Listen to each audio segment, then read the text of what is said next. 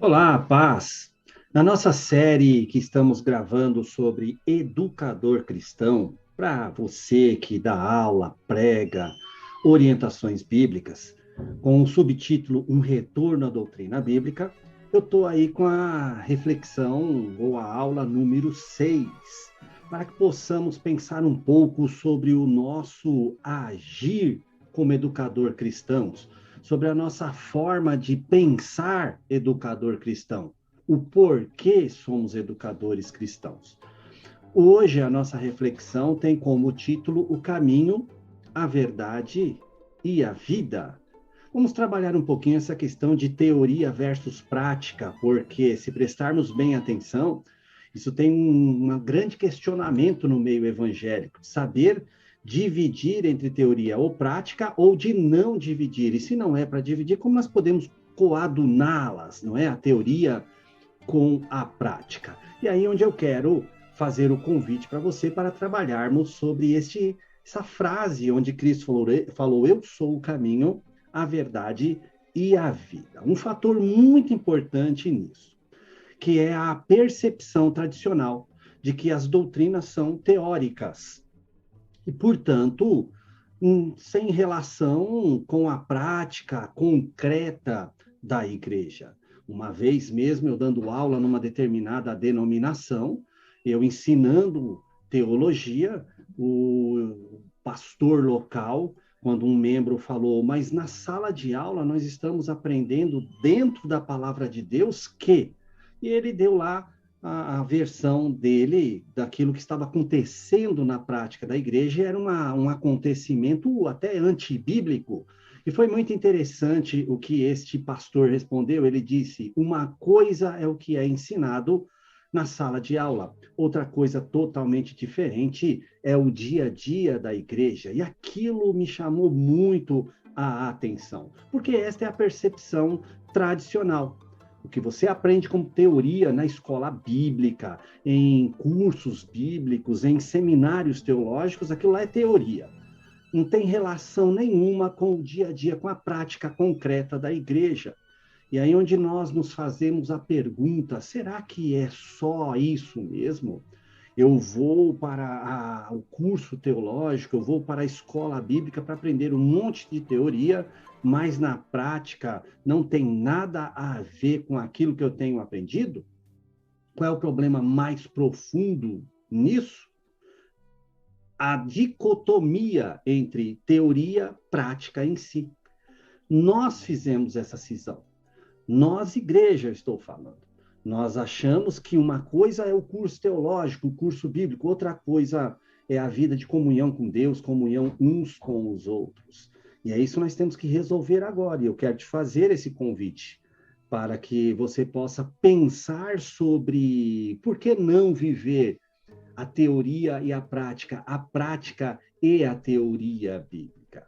A ênfase da prática na igreja nos lembra, isto sim, que a teologia deve envolver um modo de vida, não apenas um sistema de crenças.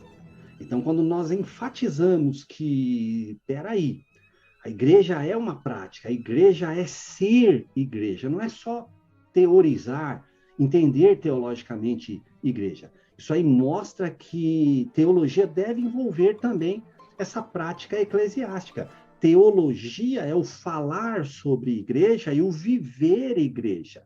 É a maneira de, através desses temas teológicos, falarmos sobre a igreja de Deus para que melhoremos como igreja de Deus. Então, pensando nisso, a teologia cristã, em última análise, diz respeito a Jesus, que é o caminho, a verdade e a vida. Não tem como eu pensar em teologia cristã se eu não pensar no Senhor Jesus como caminho. Eu tenho algo, alguém a seguir. A verdade, eu tenho o que seguir.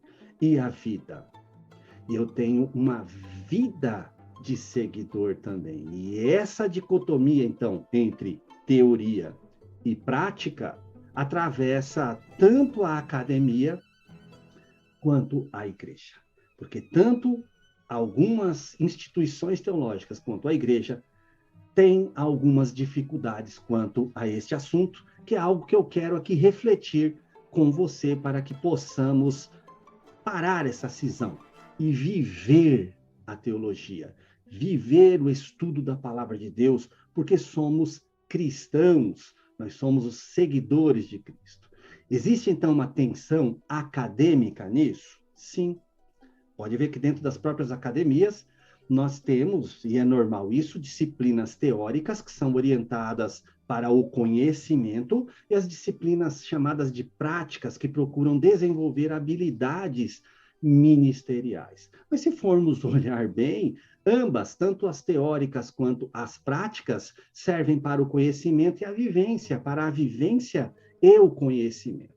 Nós deveríamos, então, entender que a teoria deve levar à prática e a prática deve fazer com que revisemos aquela teoria de uma maneira mais direta, mais objetiva, para que possamos compreendê-la cada vez com mais profundidade.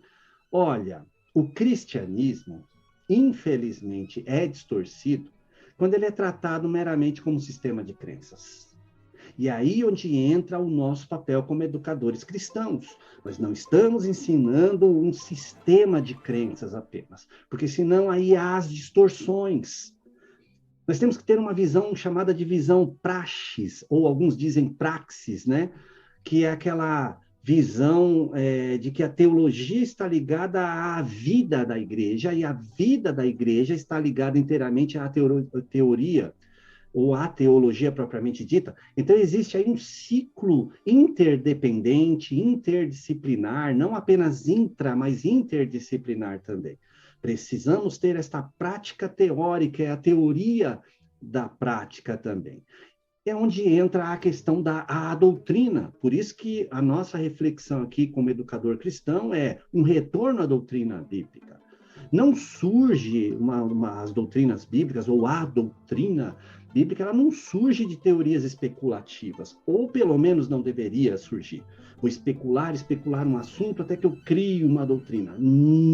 Não surge a verdadeira doutrina apenas de especulações, mas das práticas fundamentais, nas ordenanças e práticas da igreja, da comunidade, que constituem a vida e a identidade da igreja. Aí vai surgindo a doutrina, tá bom? Que nós chamamos de teologia sistemática ou dogmática, daí por diante. Por isso que precisa-se ter o equilíbrio entre teoria e prática, entre doutrina e a vida da igreja. Precisamos entender esta praxis, essa praxis, essa ligação entre a teoria e a prática da igreja.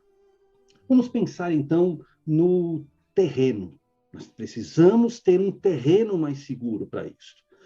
Vamos reorientar, então, a teologia e a prática também, para que, na união das duas, nós possamos seguir em direção à sabedoria cristã bíblica. Esse é o convite. A pergunta, então, que nós devemos nos fazer é quanto da minha doutrina que eu estou ensinando, ela ensina a prática correta e bíblica da igreja, e quanto aquela prática, ela faz uma revisão do seu atuar através da doutrina. Saindo, então, desse fosso horrendo da dicotomia, nós podemos dizer que vamos usar, então, a teologia como sabedoria. E não só como conhecimento, porque a sabedoria é aquilo que é pedido a Deus. O conhecimento eu busco, o conhecimento eu vou atrás, eu pesquiso. Agora, a sabedoria é a habilidade de melhor usar minha experiência e meu conhecimento. Então, nós vamos sair, em nome de Jesus, desse fosso horrendo, dessa dicotomia. Teoria é teoria, prática é prática, e nenhuma tem a ver com outra. Tem, e tem muito nas nossas vidas. Por isso que nós temos que ensinar, como educador cristão, esta forma de união entre as duas. O conhecimento bíblico, o conhecimento teológico, pensando nisso, não deve ser meramente teórico e nem meramente instrumental, tá bom? Então eu vou fazer teologia porque eu vou ter bastante conhecimento, agora eu vou ter o que falar, vou ter argumentos, eu vou ter um sistema doutrinário bem explicativo para que eu possa. Então, vou usar a teologia como um instrumento para que eu possa convencer. Não, não deve ser meramente teórico ou instrumental. Claro que é teórico, a teologia é teórica, claro que é um instrumento, mas não devemos deixar apenas nessa caixinha de sapato. Vamos priorizar o que é chamado no latim de sapientia, ao invés de só cientia. O que seria a ciência? A ciência, no latim, é o conhecimento teórico, instrumental, sistêmico do que é conhecido. Deus. Tá, eu sei. Vou explicar Deus dentro da teologia, vou explicar Deus dentro da bibliologia, vou explicar Deus dentro da sistemática. É um conhecimento teórico, é apenas um instrumento que segue uma visão sistêmica para não contradizer as outras doutrinas. Eu falo, tá, eu conheço a teoria Deus. Já a sapientia, que é a sabedoria, inclui informações corretas sobre Deus. Não é só o saber Deus, mas o saber realmente quem é Deus. Mas enfatiza, além disso, o vínculo emocional com esse Deus, porque esse Deus também, ele é, além de ser percebido pelo intelecto, é percebido pela emoção, ele também é empírico, ele é experienciado, experimentado no dia a dia, e com esse conhecimento, eu vou ligando o meu empírico, minha experiência com o que eu estou sentindo sobre Deus, ligando conhecer o conhecedor ao conhecer, o conhecer ao conhecido também. Então, olha que lindo. Eu me ligo com aquilo que eu leio, que é Deus, o que eu vou dizer entre aspas aqui, pesquiso, é uma forma de falar, mas é claro que não tem como pesquisar Deus, mas sobre Deus. Então, aqui há um relacionamento. Teologia deveria ser relacionamento. Theos logos no grego seria aquele a quem Deus fala, ou aquele que Deus está falando. E esse é o nosso papel como educadores cristãos, levar na nossa vida e na vida dos nossos alunos esse pensamento, essa vivência de teologia não é apenas teoria. A teologia, então, envolve tanto a teoria, o conhecimento, quanto a prática, a vida. Por isso que a nossa vida deve ser diferenciada como educadores cristãos. Por que, Júnior, envolve teoria e prática, conhecimento e vida? Olha, em virtude de sua função pastoral. Teologia tem função pastoral, tem função de levar verdes pastos e mostrar onde está esse pasto às pessoas, que é a palavra de Deus. A teologia, então, deve ajudar as pessoas. Ajudar essas pessoas a quê? A se deleitarem em Deus, a glorificar a Deus, a entender a soberania de Deus. Como superar, então, essa dicotomia, essa crise de cisão entre teoria e prática? Bem, o tema central é a resposta. O tema da Bíblia e da teologia é o determinante para que possamos superar essa dicotomia. E qual é o tema central da Bíblia Sagrada? O tema é Jesus Cristo. A palavra e a sabedoria de Deus. O revelador e o Redentor. Por isso que Jesus diz: eu sou o caminho, a verdade e a vida. O grande segredo aqui, para nós, educadores cristãos, é tudo que formos ensinar, tudo que formos viver, estar centrado neste tema. Jesus Cristo é o caminho, a verdade e a vida. E dessa identificação, que vamos chamar de identificação surpreendente, é que derivam vários pontos da teologia. O ponto sistemático, o ponto bíblico, o ponto dogmático, o ponto histórico, é daí que vão derivando os pontos da teologia, da identificação com Cristo.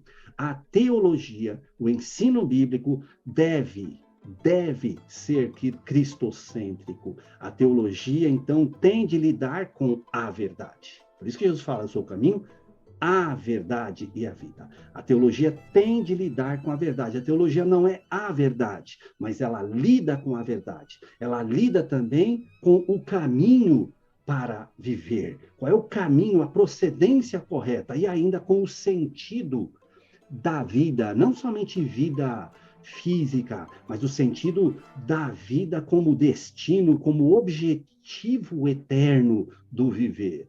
É aí onde o educador cristão deve manter sempre os três em mente: o caminho, a verdade e a vida, sem desequilíbrio, porque tem como manter os três em desequilíbrio.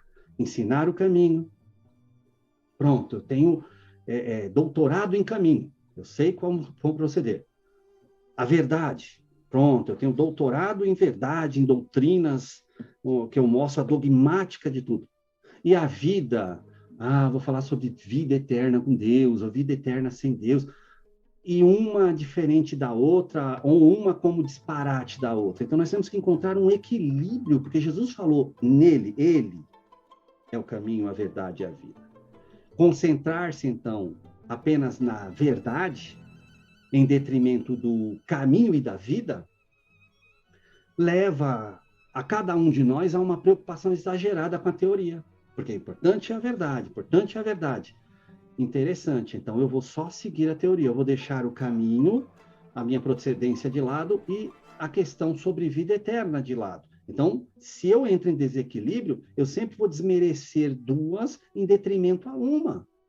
Todavia, uma preocupação exagerada com o caminho e com a vida, então eu tenho que seguir nessa procedência. Portanto, é o dia a dia da igreja, o que nós fazemos, como fazemos, e a vida, e pensar na vida eterna, todos estaremos com Deus. E doutrina, deixa para lá a parte da verdade, a parte da doutrina.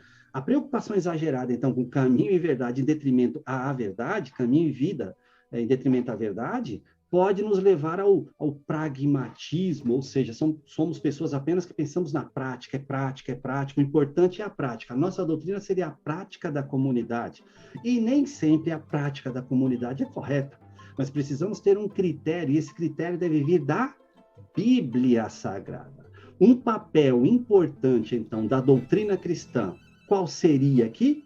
Servir ao objetivo de promover caminhos de vida verdadeiros. Caminhos, de vida verdadeiros, baseados na verdade que é bíblica. E quando a fé, então, adquire entendimento real? Onde é? Quando? Exatamente quando a fé permite que a história de Jesus Cristo controle o significado de caminho, de verdade e da vida. Aí a nossa fé adquire entendimento real. É no equilíbrio desses três. Por isso que eu estou enfatizando esses três aqui. O que mais a teologia deve fazer? Olha, deve fazer do caminho, da verdade e da vida, que é Jesus, sua norma do começo ao fim. É seguir a Cristo. Jesus, ele é o caminho. Ele é a verdade, ele é a vida. Como proceder? Qual é o meu caminho? Jesus. Como ele caminhou e me ensinou a caminhar. Qual é a verdade, a doutrina real, a parte teórica real e doutrinária? Jesus. A vida, o que é vida eterna? Quem pode dar vida eterna? Jesus. Tudo em torno de Jesus, como diz no Drama da Doutrina, que é onde eu estou me baseando para esta reflexão aqui, no livro Drama da Doutrina.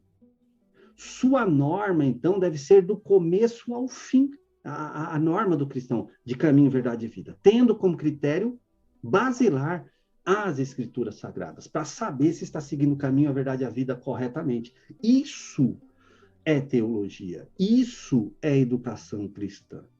Mas como unir tudo isso com nossa docência, não é?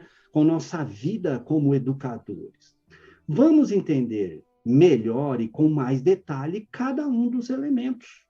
É assim que nós vamos unir tudo isso com nossa nossa docência. Nós temos que unir caminho, verdade e vida. Enfim, vamos agora ir para o pensamento do a parte para o todo, e o todo à parte. Ou seja, a doutrina com a prática com a doutrina, o dia a dia, a igreja, depois olha tudo como está sendo feito, depois volta para a doutrina, volta para o caminho. Então, nós vamos fazer um olhar mais global sobre isso, e não apenas sermos simplistas na educação cristã.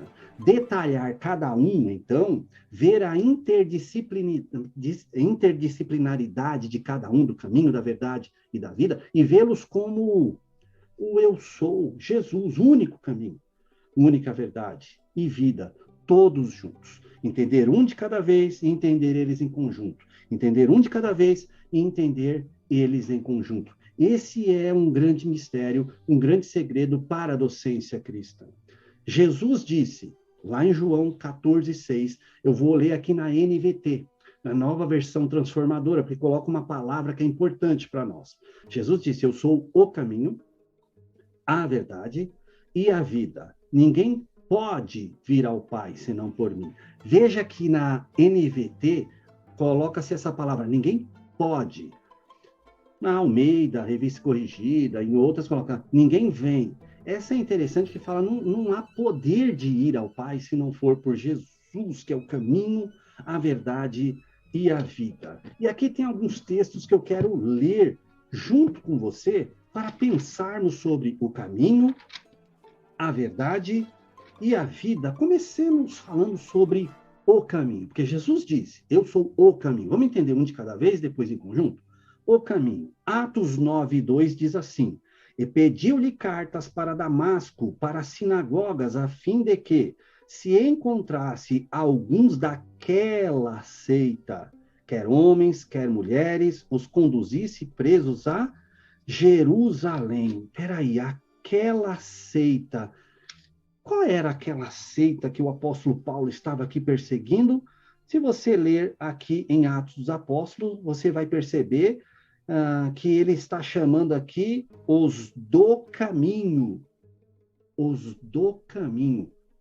Nós éramos chamados de seita, um grupo particularizado e que estávamos divergindo do judaísmo para Paulo nesse período aqui, mas ele fala que é o caminho, ele cita que nós somos aqui os do caminho depois, e você vai ver isso em vários momentos de Atos dos Apóstolos. Então, nós éramos conhecidos como os do caminho. Pertencer a um caminho é seguir por ele. E era isso que Paulo estava preocupado. Ele estava preocupado com o caminho que o cristianismo estava seguindo. Porque se eu pertenço a esse caminho, eu vou seguindo por ele. Andar, então, é uma figura bíblica comum do estilo de vida ou do padrão de conduta de uma pessoa. Então, quando Jesus diz, eu sou o caminho, ele está falando assim, eu sou o estilo de vida que vocês devem seguir. Eu sou o padrão de conduta de uma pessoa ou das pessoas. Lá em Gálatas 5:16, o apóstolo Paulo ainda diz, digo, porém, andai em espírito e não cumprireis a concupiscência da carne. Andar em espírito, então, é seguir o caminho que é ensinado, que é mostrado pelo Espírito Santo. Então, eu sou o caminho. Jesus está falando, eu sou o padrão. Siga essa conduta. Se você pertence ao caminho, pertence a mim, você segue a conduta que eu tenho ensinado. Lá em Efésios 5:2 diz, e andai em amor, como também Cristo vos amou e se entregou a si mesmo por nós em oferta e sacrifício a Deus em cheiro suave. Andar onde? Andar o caminho, andar no caminho. Jesus está dizendo, eu sou o caminho. É andar como ele andou. E ele andou em amor, como disse aqui. Veja que então não é só uma teoria. Como às vezes pensamos, dicotomizamos a teologia, é só seguir uma teoria. Eu sei o que é caminho, eu sei o que é verdade, eu sei o que é vida, mas você vive o caminho, a verdade e a vida? Eu, como professor, ou apenas explico sobre o caminho, a verdade e a vida? Eu tenho que pertencer a esse caminho, seguindo por ele. E lá em Colossenses 4:5 diz: andai com sabedoria para com os que estão de fora, remindo o tempo, administrando o tempo. Então, eu tenho que andar com sabedoria, eu tenho que seguir esse caminho da sabedoria. Lá em João 14:6, então, que nós lemos aqui em cima, eu sou o caminho, a verdade e a vida, ninguém pode vir ao Pai senão por mim, pode muito bem ser linkado ao Salmo 1. Júnior, o que é seguir o caminho? O que é andar no caminho? Eu quero ler com você o Salmo 1, tem tudo a ver com andar no caminho, seguir o caminho que é Cristo, já lá no Salmo 1. Só que eu quero ler aqui na Bíblia a mensagem, o Salmo 1, que diz assim, ó: como Deus deve gostar de você. Você não aparece no bar do pecado, você não anda à espreita no beco sem saída, você não frequenta a escola dos desbocados. Pelo contrário, você vibra com a palavra do Eterno, você rumina as escrituras dia e noite, você é como uma árvore plantada no Éden, dando frutos novos a cada mês, que nunca perde suas folhas e que está sempre florescendo. Você não é de jeito nenhum como os perversos, que não passam de poeira ao vento, sem defesa nos tribunais, são companhia imprópria para as pessoas inocentes. O Eterno traça o caminho que você escolhe, mas o caminho que eles escolhem é uma pista escorregadia. É o Eterno quem traça o nosso caminho, e o nosso caminho é o caminho de uma pessoa bem-aventurada, porque seguimos a Cristo. O que tiramos disso, então? Que em João 14 e nesse Salmo 1, há um contraste, sim, entre dois caminhos ou modos de caminhar. Esse negócio de não, todos são iguais, todos diante de Deus, nós e o mundo e o mundanismo. Não, não, não, não. Há um contraste entre dois caminhos. Mas não temos que ser parecidos com esse caminho do ímpio. O Salmo 1, então, ele está contrapondo o caminho dos justos, que leva à vida, e o caminho dos ímpios, que leva à morte. Existe uma contraposição, um contraponto aqui. E nós devemos mostrar isso não apenas com nossas palavras, mas muito mais com o nosso proceder, o nosso seguir esse caminho.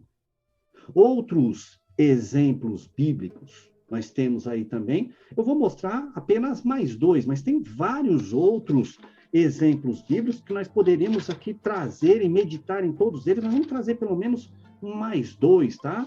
O livro dos reis, por exemplo, e o livro das crônicas dão muitos exemplos de reis que andaram no mau caminho dos reis de Israel. Andar no mau caminho é ter má procedência. E a Bíblia mostra que há uma diferença, sim, não é tudo igual. Segundo Crônicas 21:6, por exemplo, que diz: e andou no caminho dos reis de Israel, como fazia a casa de Acabe, porque tinha a filha de Acabe por mulher, e fazia o que parecia mal aos olhos do Senhor. Olha que coisa interessante, está falando aqui de Jeorão. Está falando que ele seguiu o caminho do pai dele, e era um caminho ruim, um caminho perverso. E Deus diferencia isso. Fazer teologia é isso, estudar teologia, dar aulas bíblicas é isso, é também diferenciar o caminho, tanto pela explicação, por mostrar o caminho através da parte teórico, como também da parte prática, é mostrar que há sim diferencial. Juntamente com algumas exceções que andaram no bom caminho, que andou Davi. Nós vemos isso na Bíblia, tá bom? Então a Bíblia mostra que existe sim os que andaram no mau caminho e aqueles que andaram no bom caminho, como os que seguiram o bom caminho de Davi, que apesar de ter pecado, arrependeu-se e mudou de vida. Segundo Reis 22:2 diz: e fez o que era reto aos olhos do Senhor e andou em todo o caminho de Davi, seu pai, e não se apartou dele nem para a direita nem para a esquerda. Aqui está falando do rei Josias. Então veja que eu estou colocando aqui dois contrastes, os que seguiram o mau caminho e os que seguiram o bom caminho.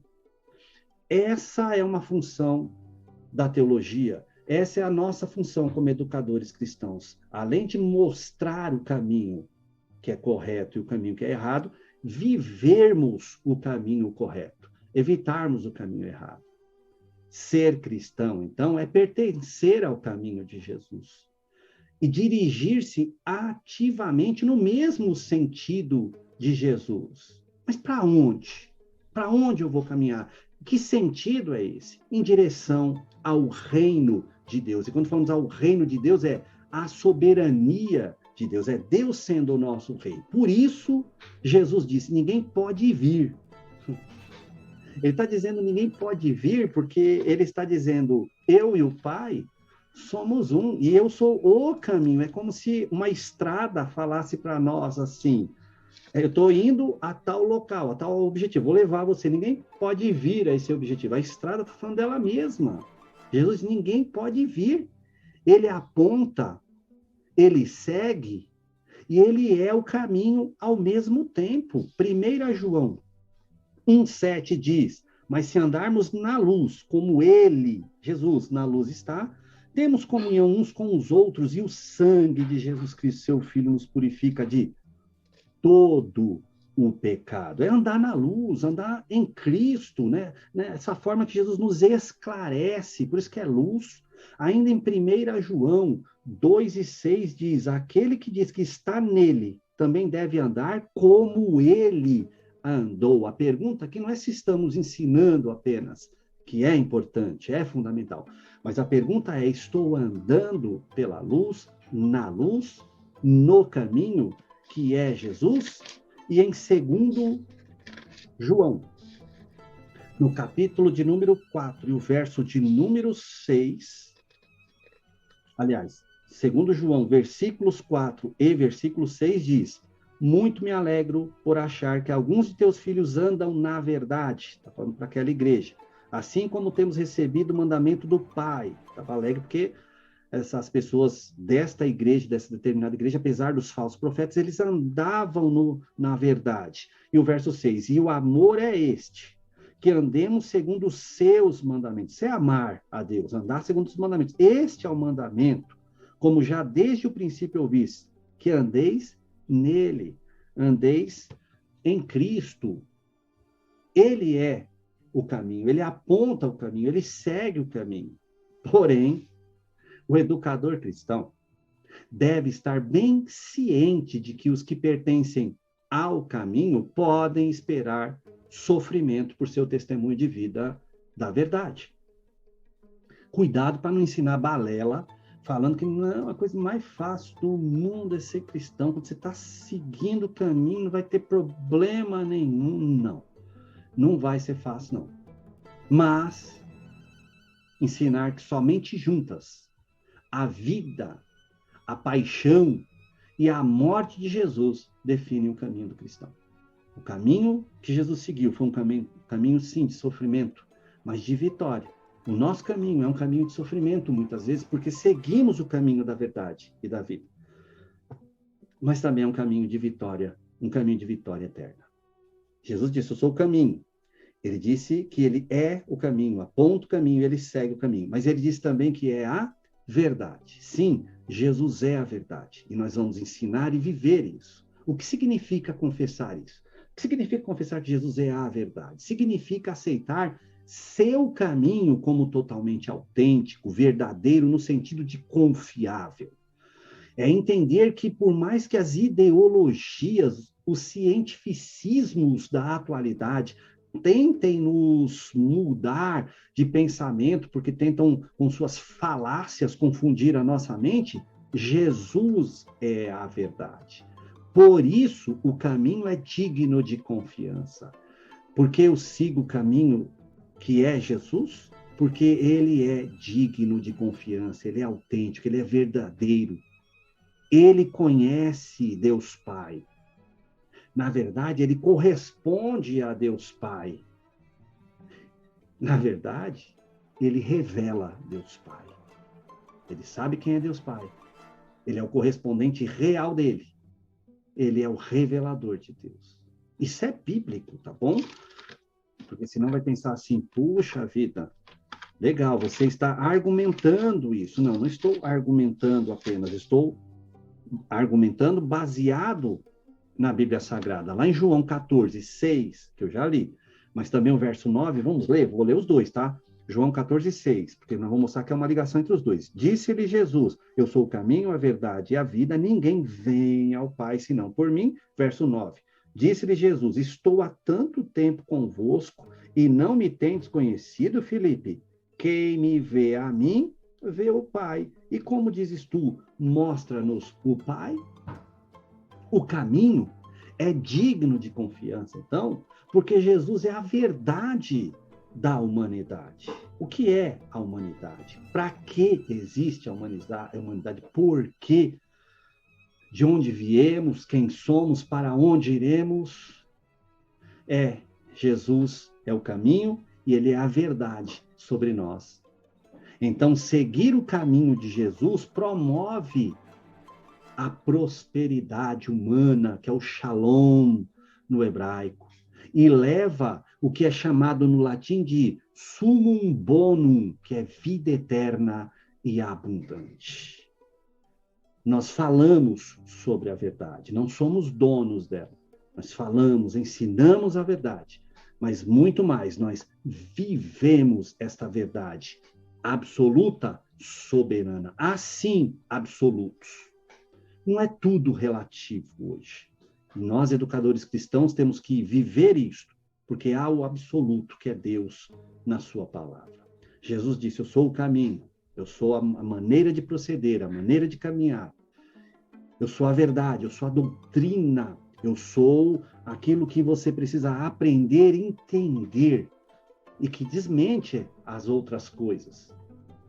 Mas ele disse, eu sou a vida. Sim, Jesus é vida. Isso é mais do que uma questão de biologia. Ele não está dizendo que ele é apenas a faísca de vida biológica. A Bíblia retrata a vida como algo que vai além da simples existência física. A Bíblia fala que vida é estar na presença graciosa e vivificante de Deus. Por isso que a Bíblia fala que existe a segunda morte. Segunda morte, sim. A primeira morte é a separação do físico da parte espiritual, da alma e espírito. A segunda morte é viver distante de Deus, viver distante da graça e da presença de Deus. Então, quando Jesus fala que ele é a vida, ele está ultrapassando o sentido de vida biológica. Ele está dizendo que ele é vida graciosa, vida eterna, vida no shalom de Deus. A suprema bênção da aliança, então, lá no antigo Israel, era estar com Deus. Para Israel, Deus em aliança com eles, Deus fazendo aliança com eles, era Deus estando com eles. Tem um representativo desse estar de Deus com eles, que era a nuvem da glória, a nuvem que representava a glória de Deus, que no hebraico é chamada de Shekinah, que era a representante direta da glória. A nuvem não era a glória de Deus, tá bom? Ela era uma representante. Quando Deus queria representar que a glória, a majestade dele estava no meio do povo, ele representava com aquela nuvem. Lá em Êxodo 40, 34 a 38, diz assim, ó, então a nuvem cobriu a tenda da congregação e a glória do Senhor encheu o tabernáculo. De maneira, você vê, primeiro vem a nuvem da glória representando, aí a glória de Deus enche, vem a primeira representação. De maneira que Moisés não podia entrar na tenda da congregação, porquanto a nuvem ficava sobre ela e a glória do Senhor enchia o tabernáculo. Ele não podia entrar porque ele não queria tocar nesta glória, ele se sentia imerecedor. Quando, pois, a nuvem se levantava de sobre o tabernáculo, então os filhos de Israel caminhavam em todas as suas jornadas. Se a nuvem, porém, não se levantava, não caminhavam até o dia em que ela se levantava. Eles seguiam a glória de Deus, a majestade de Deus, porquanto a nuvem do Senhor estava de dia sobre o tabernáculo e o fogo estava de noite sobre ele, perante os olhos de toda a casa de Israel e em todas as suas jornadas. Então, o que era fundamental, a bênção para eles era Deus presente. Não eram coisas presentes. Era Deus presente, a presença de Deus. A vida com Deus era fundamental para eles. No entanto, o pecado, se pensarmos nisso, nos aliena de Deus. e assim da fonte da vida. Não adianta só viver fisicamente, viver monetariamente, viver eclesiasticamente, no sentido de ter uma carteirinha de uma igreja, uma função, um cargo. Ter vida, no sentido teológico, é estar em um relacionamento de comunhão com Deus. Não adianta eu ter nome de, mas eu não ter a comunhão, o relacionamento com Deus. Ter vida, então, é estar incluído na vida de Deus, nesse relacionamento, nessa presença de Deus. Por certo, a doutrina não é algo alheio à vida nesse sentido. Se a doutrina que eu tenho ensinado tem sido uma doutrina que está alheia à presença de Deus, à graça de Deus, ao relacionamento de Deus, então realmente a doutrina está cindida da prática com Deus. E eu não posso fazer isso. A doutrina não está alheia à vida. A doutrina não deve estar alheia à vida. O meu ensinamento deve mostrar vida, vida com Deus. Na verdade, é exatamente o contrário, então. Ou seja, a doutrina está sempre relacionada à vida e somente à vida, que é a comunhão vital com Deus, o Deus que é trino e ao mesmo tempo é uno. Por isso é que ela redunda a doutrina em caminho, verdade e vida, que é Jesus Cristo. Por isso que o centro do nosso ensinamento e o centro da nossa vida deve ser sempre Jesus Cristo, o caminho, a verdade e a vida. Que Deus abençoe você, em nome de Jesus.